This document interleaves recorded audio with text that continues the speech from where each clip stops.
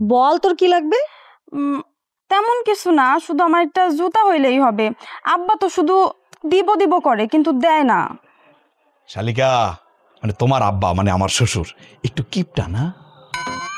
আপনার বলছে আব্বা কিপটা? আব্বা কিপটা না, হয়তো এখন দেয় না, পরে দিবে। আচ্ছা তুই বল তোর কখন লাগবে জুতা, কবে লাগবে? কখন লাগবে বলতে তো কালকে সকালেই লাগবে।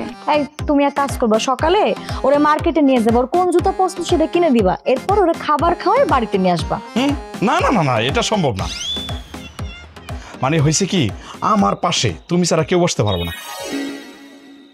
এক কাজ করুক, ওই জুতার মাপটা দিয়ে দিও শালিকা, আমি আইনা দেবো না। হ্যাঁ, খুশি?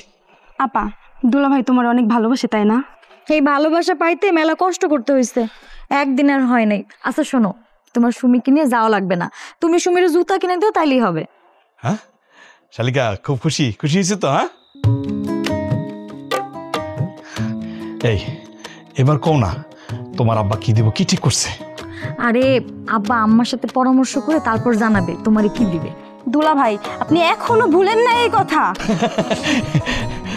বলি কেমনে, মানে একটা স্বপ্নের মধ্যে আছি না, আব্বা কি দিব কি দিব, মানে মনটার মধ্যে একটা খুসখুস খুসখুস করতেছে আর কি। আর আইবো খারাপ। আঙ্গুরি, তুমি আমার কথার বোঝানোর চেষ্টা করো, একটু শোনো না মনে।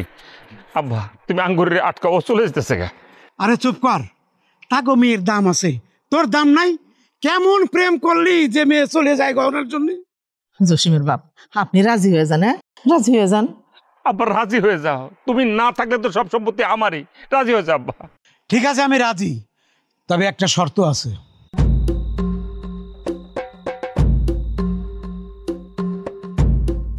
বলেন কি শর্ত? আমি গহনা দিতে রাজি আছি, তবে আমার ছেলের একটা হুন্ডা দিতে হবে।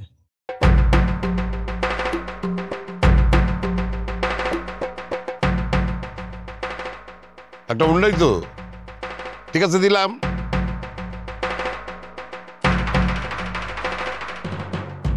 দুলা ভাই, আপনি এটা কি বলতেছেন? আপনি জামাইকে হুন্ডা দেবেন কেন? আপনি কি আপনার কন্যাকে যৌতুক দিয়ে বিয়ে দিতেছেন?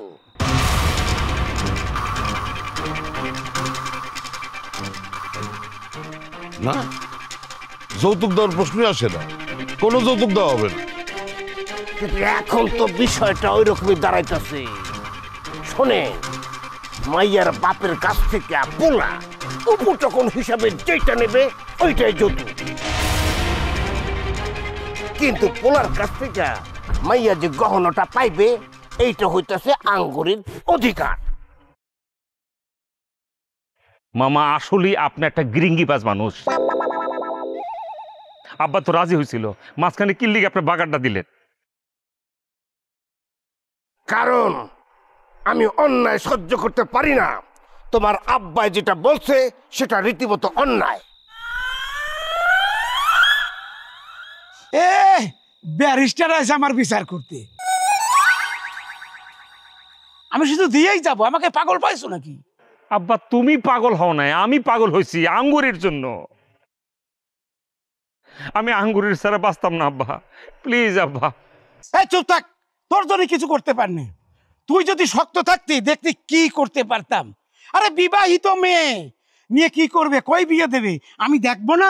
এই, আমার মেরে নিয়ে আপনার চিন্তা করতে হইব না, আপনি নিজের ছেলেরে সামলা রেখে। জসিম, আমি তো সব কিছু করছিলাম, আমার ফ্যামিলির এই সামান্য আবদারটা তুমি রাখতে পারলা না? তোমার কত করে গহনা লাগবে?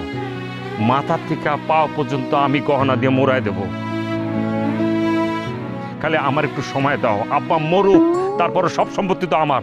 আমি তোমার কইলাম তো, পাও থেকে মাথা পর্যন্ত স্বর্ণ দিয়ে মোড়ায় দেব। তখন কি আমার পড়ার বয়স থাকবো? কও তুমি। দেখছো, তোমার ছেলে সবার সামনে আমার মৃত্যু কামনা করে। এই তুই এই বাড়ি থেকে বের হ, এই বাড়িতে তোর জায়গা নাই।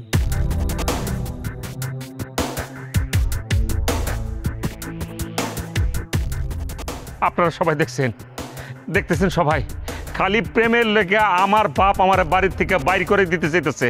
আঙ্গুরি প্লিজ, তুমি আমার কাছে চলে আসো, প্রয়োজনে আমরা গাছতলা যায় থাকুম, তারপরে এখানে থাকুম না, ওই বাড়িতে এই বাড়িতে কোনো বাড়ি দরকার নেই। চলো আঙ্গুরি, আসো আমার কাছে চলে আসো।